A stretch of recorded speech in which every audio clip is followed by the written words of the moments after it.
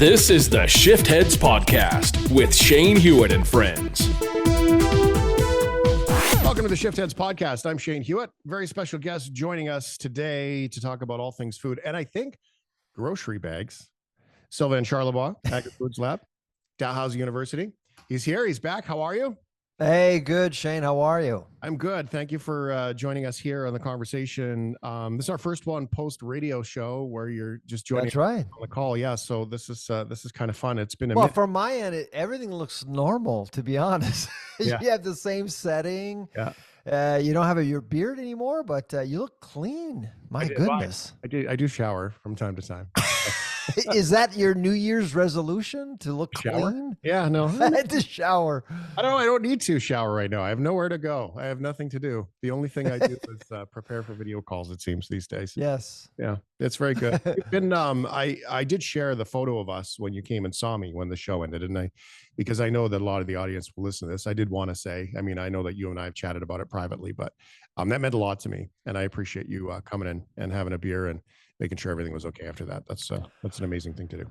Well, I mean, when you called me, I thought that the episode was canceled, like the interview, and that was it. And then it clicked that we had one. You were telling me that the actual show was canceled, and I was a bit shocked, to be honest, because I mean, I give 20, 25 interviews a week, and so over the years you kind of build relationships with media, and with some reporters, with some people, you tend to really build some really good relationships, even friendships, and that was the case with you. And so I felt really, I was sad, really. I was not in control of anything, and you can just accept it, and that's it. But I was, when you did give me the news, I was actually around. I was in the same province, so in my world, that's around. Right, yeah. So if I'm in the same province, then I'm close enough to do something about it. And so I changed plans, and I went to you, and had a great time. It was a nice evening. So, but I do think that it was quite unfortunate that you lost your show, and but it won't be your last. It won't be your last. You have so much talent. So much knowledge. You bring so much to all sorts of conversations with different people. We can't afford to lose your talent. Okay. And so I think it's just right now it's just a pause. I see this as a pause for Shane Hewitt. I appreciate that. And for everybody who ever wonders what a PhD academic in the media all the time studying things, #1 podcast in Canada in health with the Food Professor podcast. And you ever wonder what this guy is like behind the scenes as a friend and as a family guy? There's the family guy right there. That's what he does for people all day, every day. And not many people say that publicly about you. So let me be the guy that does. I learn a lot, especially some dairy farmers, particularly. They do not like me. I'm still waiting for a Christmas card from Galen Weston as well. You have not got one from Galen Weston. I don't think you're getting one from the BC chicken poultry. I won't. No. And there's nobody in the BC government, based on what's going on recently. There has been a lot that's gone on in the land of food. You did take to task some of dairy things. You did take to task the abnormally out of balance prices of chicken in BC. You did take to task about chicken. Oh my God. General, right? So why don't we start there and tell me what's going on? Because we want to get to the forecast. People have learned to trust your pricing index forecast for the next year. So we'll get to that too. Yeah, absolutely. Well, with BC chickens, I think that BC chicken farmers are playing chicken with the government in BC. You see, with the quota system, provincial boards are responsible for their quotas, and but to properly compensate farmers, they work with a formula, a pricing formula, which is often a mystery. It's a mystery for all of us. We don't know exactly how they use the formula, but apparently in BC, they are changing the formula, but they haven't disclosed how and how it will impact prices. Now, there are some groups like Restaurants Canada, some groups that have come out and said, this is actually going to increase chicken prices in British Columbia. So I actually went back and looked at current chicken prices in British Columbia. Oh my God, Shane. Oh my God, those prices are sky. A whole chicken in BC is 40% more expensive than a whole chicken across Canada on average. 40%. Dude, Drumsticks, 51%. And, well, I mean, chicken thighs. Remember when chicken thighs were only ever put in soup or as filler? Because Exactly. one of them. Now they cost more than chicken breast I in know. some cases. I think it really is due to the avian flu. I mean, over 10 million birds were slaughtered as a result of the avian flu in the last couple of years. 60% of them were located in BC. So I think there's a lot of that going on. And frankly, I think farmers deserve a good wage. They deserve it, but be transparent, for goodness sake. This is food. Yeah. And these quotas are sanctioned by the government as well. So I think it's important for them to really disclose everything. And they haven't really, which to me is a huge missed opportunity for them to be transparent. And that's the whole problem with supply management. I'm not against the quota system, but I think you do have an obligation towards the Canadian public. Oh, I would agree. You do. Absolutely. You do. Especially if you're going to expect that there's going to be the quotas to protect the system, then why not, have that be available for everyone to see and understand. And now, speaking of people who are not going to give us Christmas cards, the maple syrup people in Quebec will never send me a Christmas card. But I'm starting to see a bit of a transference of the model, really. Yeah. Is that, give them credit. They've been called a cartel. They've been called all kinds of things. But maple syrup is tightly, like a resource out of the ground, like oil, tightly controlled in Quebec. It does not go anywhere except for through one particular warehouse. You can watch the documentaries on the great syrup heists and stuff too. Yeah. Yeah. But it seems to me like there's more and more people that are looking at the model of segments like that. I mean, you could even say maybe canola back in the day. And they're starting to go, well, let's, like you said, play chicken with the government. Let's do this that protects us and protects it our way. Because we know when the government gets in the way, you have problems a la softwood, a la even dairy, right? I mean, they get involved and things get, energy right now in Canada, they get involved and everything gets screwed up. So maybe the chicken people, maybe they're just ahead of the curve. The chicken people. The feather people. Feather people. Yeah. Maybe they're onto something, Sylvain, because it seems like, to me, if I'm looking from the outside, maybe they're just out of gas dealing with an incompetent government.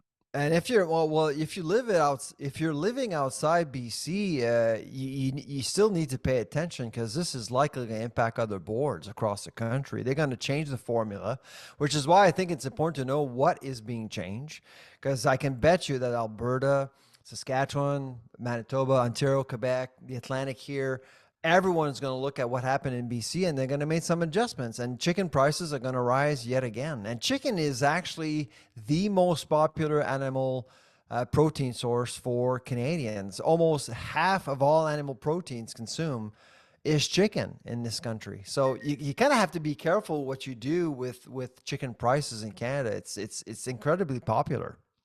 And you can only have so much pork, really. Like, only cook with it so many times.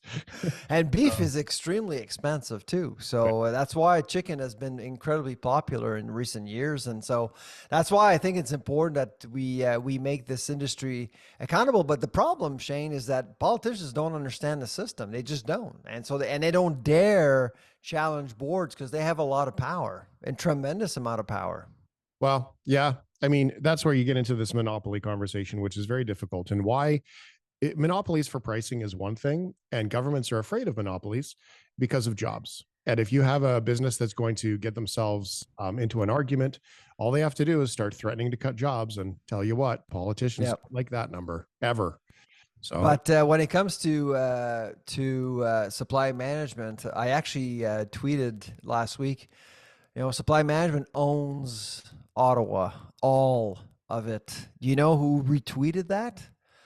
A guy by the name of Maxime Bernier. Really? Oh, yes. Oh, yes. He Wow. said, tell me. And his response was, tell me about it. Wow. Interesting. Oh, yeah. Oh, yeah.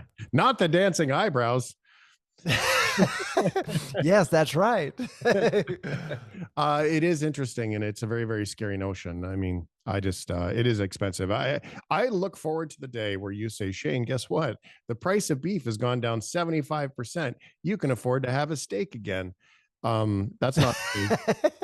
But you did do your price index. This was back in December that you guys released this information. Yeah, Canada's Food Price Report, 14th edition. Yeah. Yeah. So what? Give us the good news, or am I hanging up on you? How does this work?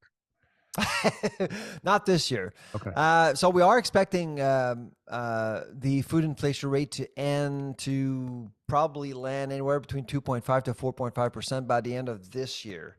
Now, when you look at the data that StatsCan released last week, I'm not sure anymore because actually things stalled, and frankly, there's a lot of spending going on, and food inflation is quite resilient. But we are still comfortable with our forecast, of course.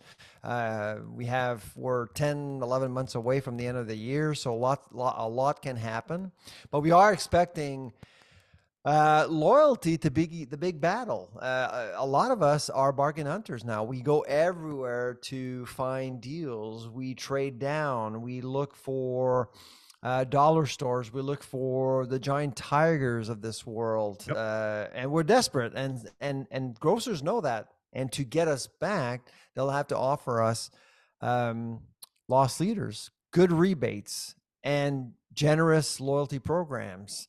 And so that's why we're expecting some price wars in different parts of the country in the middle of the store with non-perishables in particular, which will push prices downward. So the bad news is that prices won't drop. They never will, really. But the good news is that we are expecting, food inflation to be less of an issue in 2024 compared to the last couple of years. Of course, notwithstanding geopolitics. Yeah. Don't forget, a lot of things can happen here. It's an election year in the US. A lot of things can happen. Well, it might be an election year in Canada too. You never know.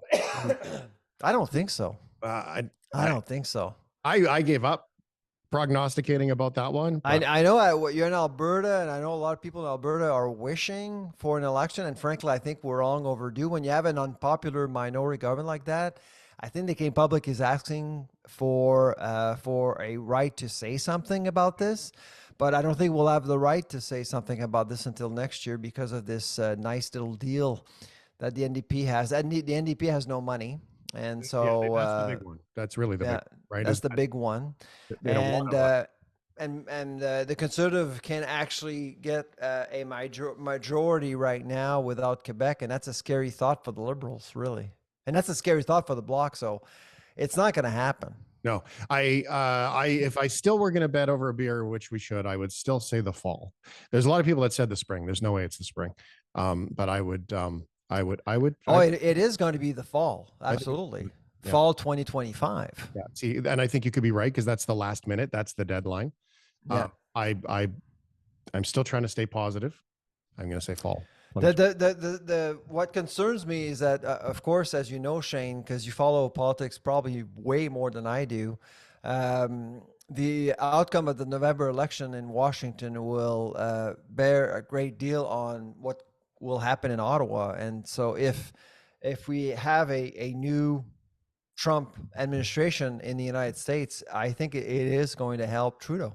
Yeah. Like, I don't think that Canadians are, and Trudeau will do its best to make Canadians believe that Poilievre is Trump a la Canada, and he's already on that, and so and my guess is that with time he's going to do that. That's his strategy, and that's going to help him. What I've learned over the last 8-9 years: never underestimate Trudeau, ever. Yeah. I agree. Ever. That's his game. If you underestimate him, he's going to win. Yeah. And even with the stat that was out just recently, that it was over 60%. I don't remember the specific number. It was over 60% of even Liberal voters say that they're not voting for Trudeau. They're not even voting for Liberal ideology. They're just voting to not have against. Yeah. So that's telling to me. That's very telling. Okay. So you said something there that I was curious about. Food prices often don't go down, but So because we've been so tangled up in the cost of food prices over the last, 2-3 years here, what is an average normal, maybe rewind 8 years, what is a normal inflation rate of food that we should be saying, oh, things are normal again? What is that? Yeah, so the sweet spot, and this is my own sweet spot, but I think it's actually the appropriate sweet spot that we should aim for, and that's 1.5 to 2.5%. Yeah, I was thinking. And so in 2024, we should be close to there or there, basically.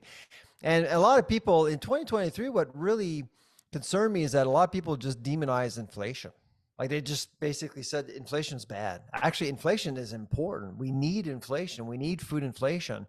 We need food prices to continue to rise. The problem of the last 2-3 years is that the rate was much, much too high. It was so difficult for a lot of people to manage.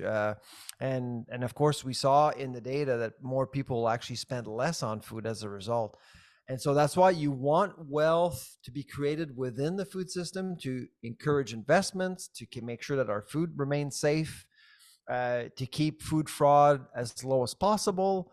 And on the other side, it allows people to adapt, and because their salaries will go up. And of course, they'll be able to adapt to their new grocery reality over time. So 1.5, 2.5% is the sweet spot for sure. That makes sense to me. It would allow small farmers to be able to make enough money to afford the technology to keep up with the big boys. If they stop making money, then the big boys just swallow up everybody, and then that's not good for anyone. Exactly. And that's why I always laugh when I hear someone accusing grocers of profiteering, reporting record profits. My response has always been the same. Well, they should be reporting record profits. That's how inflation works. Yeah. You're supposed, and look, nominal dollars are supposed to go up over time. If they don't go up, you're in trouble. It means that you're actually treading water or you're falling behind. There's a lot of McDonald's theory in this too, which is a lot of them are real estate companies more than they're grocery companies. There's so much tangled into it. Well, Loblaw is a real estate company. It has a REIT, of course. Yeah, they literally buy dirt and put warehouses on it, and then hire trucks to move the stuff. That's what they do. They own so much real estate. Yeah, it's crazy. My concern, and I think that Champagne will raise this issue this winter, and rightly so, is that there appears to be some practices where grocers tend to limit competition around stores. Like in strip malls, for example, they will limit independent grocers to be at certain locations. They control municipal boards and things like that. And to me, that's not on. That is just not on. If an independent retailer, a free market allows people to sell whatever stuff they have, and if your stuff is not good, people won't buy it. That's it. But if you're preventing retailers to exist and sell certain verticals or certain products, that's a problem. It's a problem for Canadians. It's a problem for our economy for sure. Well, that's where the monopoly is, right? If you're an anchor tenant in a mall and you make sure that there's not even a bodega on the corner selling a Slurpee, that's right. And there's here in Airdrie. Well, there was a case in Halifax where the Dollarama was told, allegedly, by Sobeys not to sell certain products because the Dollarama is close by to a Sobeys. Yeah. So that was reported in the Halifax Examiner a few months ago, and I was called about this story, and I can't say that I can't say that I actually agreed or say this is exactly the case there, but I wasn't surprised. No, I wasn't surprised at all. Somebody opened up, and it makes me believe that maybe Canadian Tire owns the mall that the Superstore is here in Airdrie, because there's a big Canadian Tire there. And on that same land, there's a Tim Hortons there, but there's a Mark's Work Warehouse, there's a Canadian Tire, and then there was this super big Real Canadian Superstore that had some extra real estate attached to it. And then Party City went in there, which is also Canadian Tire, but then a dollar store went in there. And I don't know if it's a dollar store, Dollarama, whatever, but and it's attached to, it's next in line, next door to Superstore. And what did Superstore do? And so I'm interesting. Yeah, I'm like, well, that's interesting. That's not normal. And So you can see people making the trek from Superstore to the dollar store and back again, right? And Well, yeah, why not? you know, those giant grocery stores, they have 2 entrances, right? They close the entrance next to the dollar store. So you have to go all the way down to the farthest entrance to get in and out of Superstore. Really? Yep. And so there was something in somebody's contract where someone got in trouble. There's even a Superstore liquor store there because in Alberta that's a thing. And so whoever owns the developer that owns that is clearly in business with, or a very good deal written by Canadian Tire. Canadian Tire's franchised locally, right? So somebody, frankly, I'm listening to your story. I am not surprised. In fact, a few months ago, if you recall, I think it was about a year ago, even Dollarama was announcing that it was increasing its food offering, selling products at $5, food products at $5. Hasn't happened yet. Yeah, no, has not happened, because I've been to Dollarama in many different places, and I still don't see $5 food items yet. I think someone made a phone call. I do, like, I don't want to be a conspiracy theorist, but there's a lot of that going on, and frankly, I think it's not good. No, it's not good. Well, that's strong arming, right? And I mean, that takes you right back to the maple syrup thing. Really? Yes, is what it does. Okay, so but the maple syrup in Quebec is the best in the world. It's much better than the one in Alberta. Says the man from Quebec to the guy in Alberta. So here's one. Like, seriously, this other day, I mean, oh, do you like your maple syrup brown, grade A or grade B when it's not too brown? Like, who cares? Like, seriously, it's maple syrup. Come on. The syrup. Chances are it all came out of the same tub and just got diluted anyway. Exactly. So in Calgary Co-op, they recently, a couple of years ago, you might remember, they moved off of the Federated Co-op wholesale. And I know. I think they went with Pattison at Save-On.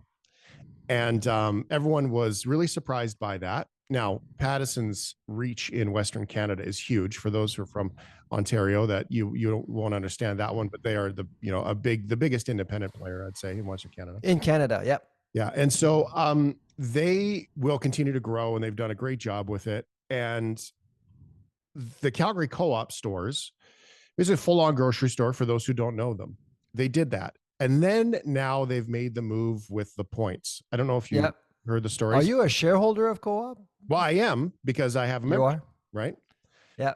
I did not receive. I used to be a member when I was in Saskatchewan. Of the Federated Co-op, yeah. Yeah. And the Calgary Co-op is separate from the Federated Co-op when it comes to your membership number. If you take your membership number to as a co-op outside of Calgary, that number doesn't work. Because I see. Okay. I have a Federated Co-op membership from the Co-op in Carstairs. The Calgary Co-op is independent of that. Okay. So here's my, now this is perhaps conspiracy of me, but from the outside, here's what I'm curious about, is that they've moved from the Federated Co-op, and then they're just in a normal grocery supply chain. Then they all of a sudden removed their dividend checks, which as a member, I did never receive a letter, an email, nothing. I mean, I used to get my proxy forms in the mail every year. I was told that. Right. Yep. And then no communications were done. No, at the annual meeting, they presented it and passed it. Nobody goes to the annual meeting. Nobody votes. And so what's happened is you used to get a check like Costco at the end of the year of your dividend. Yeah. That just all of a sudden ended. Now you're still entitled to the money. Your membership is the same, but now it's inside a point system on an app that you have to get. It's all digitized money, and Canadian Tire digitized their money, right? That's fine. But they weren't a co-op, and Canadian Tire is the financial end of it. I mean, they're a bank, but they, so now all these people that used to take that money and maybe go spend it on a bill, they have to spend it in the store. From a business perspective, genius. The lack of communication, though, terrible. I was here, and I'm going to give a positive story about them too to balance this out. I was in the co-op. There was nobody in there. And I watched these two little old ladies, they're at the debit machine. They're trying to figure out how to tap and put the thing in the pin. I mean, they were old. And like, they were London drug shoppers old, and they couldn't, like old, like 58 years old, something like that. No, way older than you. They couldn't figure it out. Like, these women had to be late 70s, early 80s, and those are the shoppers in those stores. And I thought, how terrible and heartbreaking that is for loyalty, even though they're thinking they're going to create loyalty. There's nobody in that store. There was nobody in there. I go in there all the time, and that's not scientific. That's just an observation. You have to get the app to use the points to get your loyalty to use your money. It's just that simple. Yeah. And I think, I'm curious, observationally, that they had to move off of federated co-op as a whole in order to the name of the game is the middle mile, and so with logistics and with retail, it's loyalty. And so the business decision by co-op, I think, was a good one. Yeah, from a business perspective, it was a good decision. I agree. From a PR perspective, it was terrible. The execution was absolutely terrible, and I know that, I mean, loyalty program, especially for co-op, is sacred. You can't really mess with that. You look forward to it. That was the cool part, right? That was why. And so I do think that it was a bit of a miss. Same as when Loblaws decided to end its 50% discount on expiring food policy. No communications, nothing was done, and it's that kind of thing that really rubs people the wrong way. You just make the effort, even though it will be perceived as bad news. Make the effort. People will reward you for it eventually. You're ahead of it. You become ahead of it, and instead of just managing the blow. I don't know. Did it blow up a lot in the media out west? It's starting to. I think it's sort of bubbling a little bit. Some of the stories have been told about it. I mean, even the Loblaws one was there. I mean, there was even reports that people would say they had a 30% off sticker.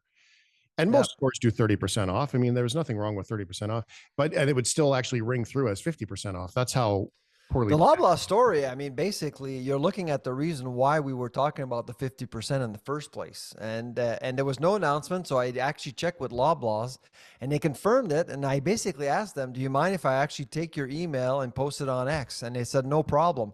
That's when I knew they had no idea how this would impact people, especially people who are struggling. I mean, I look for these Enjoy Tonight deals like all the time. Like, you save a lot of money. I love it. And 20% of Canadians do that on a regular basis. You're basically telling, this is what's going to happen here. Okay, Loblaw, you were telling Canadians that from now on, the best deal you'll ever get at the grocery store, any grocery store, it's 30%. Yep. That's it. That's it. We're benchmarking 30% from now on. And if you want a better deal, buy pictures on your phone using an app. That's all you get. With rotting food, you can't see it, you can't touch it. You have to make that leap of faith, buying through Flash Food, Too Good To Go, or Foodie Hero. Buy online, show up at the grocery store, and throw away half of the thing you just bought because they're just not good. Yeah, that's what Loblaws was saying, and they never understood. And I same thing with Calgary Co-op. I mean, in my town, the Walmart is it's the same thing. Absolutely, on the street, right? The only reason you went to the co-op was because at least you would get the dividend. It's a nice store to go to. And I had this notion of supporting local. Well, if the store doesn't feel like it's supporting me, then I don't care to support local anymore. That's just my opinion on it. Now, let me add one more thing that they did do really, really well. And I think you'll appreciate this. Everyone knows the grocery bag. You can't, I mean, you get your meat in plastic, you get your cereal in a box in plastic, your bread comes in plastic. Sometimes your bread actually comes in plastic. You can get your you can get all your vegetables in plastic. Everything comes in plastic except for your groceries. You're not allowed to have your groceries in plastic. And aside from the fact that the energy that it takes to make the bags, if 1 unit is a plastic bag, 4 units of energy for a paper bag, and 140 units of energy for a recycled from bottles, it's still, by the way, petroleum products, fibers bag, is 140 uses to 1. Now, the one thing Calgary Co-op had, even though they're not great for the environment, they are better. They're the biodegradable bags. They had applied to not be included in the single-use plastic ban because they were biodegradable. That got delayed, appealed, delayed, all the things, and then the deadline came. Here's what they did, and I think this is genius, and I give them full credit for this. Most people would use a single-use plastic bag, and then they would use it for their groceries, and then they would use it in a bin at home, right? Yeah. And maybe your bathroom garbage or whatever was always a Walmart. Whatever, yeah. So what they did at Co-op is, because they could sell them in rolls of 5, they now call them bin liners, and you can buy them at the till. Bin liners. Yep. They come in a roll of 5, 15 cents each, 75 cents for the bin liners. They're bin liners with handles that just happen to be exactly the same grocery bags, but because they're not single-use plastics anymore, you can buy them for 75 cents at the till. That's genius. As you were explaining it to me, I'm wondering, why the hell aren't other grocers doing the same thing? They will now. They absolutely will now, because Calgary Co-op has started, as opposed to grocery bag first, bin liner second, they're now saying it's a bin liner, buy 5 at a time. By the way, you can open them up at the till and use them as grocery bags. It's genius. I love it. No, it is genius. Well, I mean, I must say, I mean, so you're right. I think I wouldn't be surprised if I see more grocers follow suit. I mean, it's practical, and I know a lot of people are upset with this single-use plastic policy. I do think I'm actually in favor. I think it's important to limit the usage of plastic. We are addicted to plastic, but plastic actually serves as a great material to keep our food safe, fresh, cheap. I mean, it's hard to replace. So in the meantime, what are people going to do? So it's a great solution. Well, apparently go buy more bin liners from aisle 4. Bin liners. Right. And so go buy more bin liners. That's what you had to do. Now everyone's buying plastic bags for the garbage cans at home. So no, the problem is that, I mean, if you want to buy like a reusable grocery bag, it's like $4, and you buy one every time you go to the grocery store because you forget your bag at home or in your car. 140 uses was the study I read. It takes 140 uses of grocery bags. Think about the stack. Sylvain has a minivan. I know that ruined his Think of the back of your minivan and how many, grocery bags are back there because you forgot them and you had to buy another one. 140 uses. Well, it's about 3 years of usage if you go to the grocery store once a week, basically. Yeah. Of one bag. Yeah, for one bag. Never having to buy another one. So, that's a lot. That's a lot of use. This has been fantastic. It's great to see you, and great to see you as well. Yeah, getting in on this, and you didn't lose your fire in you. No, I have more of it now because I have no outlet. So now I just get mad at things. Get mad and get even. I was in Buc-ee's, the gas station down in Georgia. There's 240 pumps on a gas station. Like, it's like Walmart meets Bass Pro meets Circle K. That's how big it is and amazing. You can buy a barbecue. You can buy a pulled pork sandwich. You can buy feed corn for your cattle, and you can charge your Tesla. Amazing. But there they have just this row of fountain pop, and it's all styrofoam cups. And I went to McDonald's and got a plastic straw. Oh, it was heaven. The angels were singing. I loved it. I was uncomfortable with the styrofoam. So things are changing. Yeah. Felt that to be really weird. So amazing. Amazing. Great to see you. Thanks so much for being here. My pleasure. You take care. The Shiftheads Podcast.